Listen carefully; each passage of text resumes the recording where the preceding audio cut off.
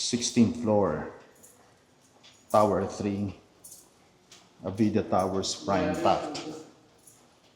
Again, studio unit, around 22 square meters and around 3.9 million.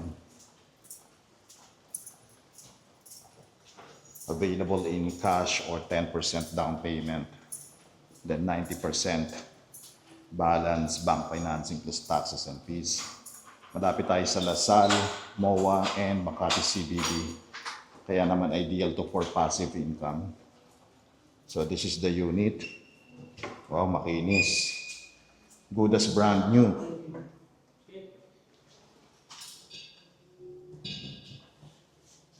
Bathroom natin, complete fixture, walang sira.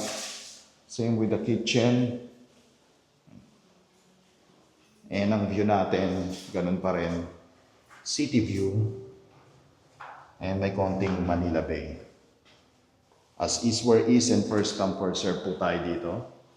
Intact pa yung aircon provision natin, yung cover. Hindi siya nagamit ng previous owner. Around 3.9 million. So, if you're interested, message us directly. Current market value nito nasa 6 million and up. Yung mga pre-selling. So, this is a still sale. Again, if you're interested, message us directly.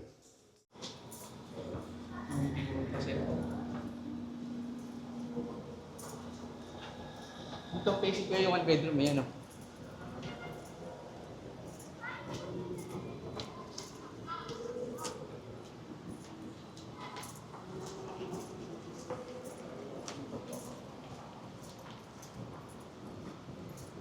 Gym nila, ano lang, treadmill lang.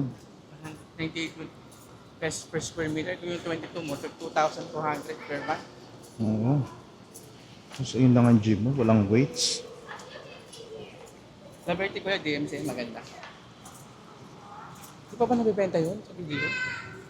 Wala nagba-ads eh. Ikaw na lang inaantay nun. Oo nga. Okay. Tower 2 po. Kawan yan eh. Dito parang hindi mainit kahit tanghali, no? Kasi natatakpan ka ng mga building. Unless tanghaling tapat talaga. Yung central.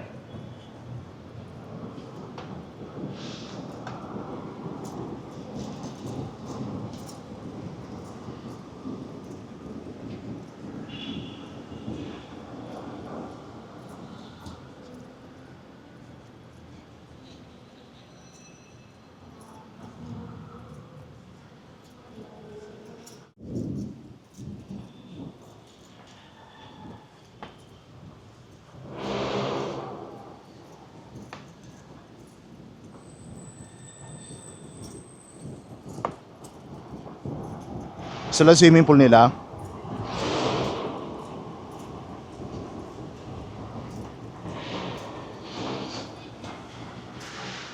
Ito lang swimming pool nila. Ito for tower 3 yan. Ito tower 1. Tower 1 na sa akin. Mahaba yun.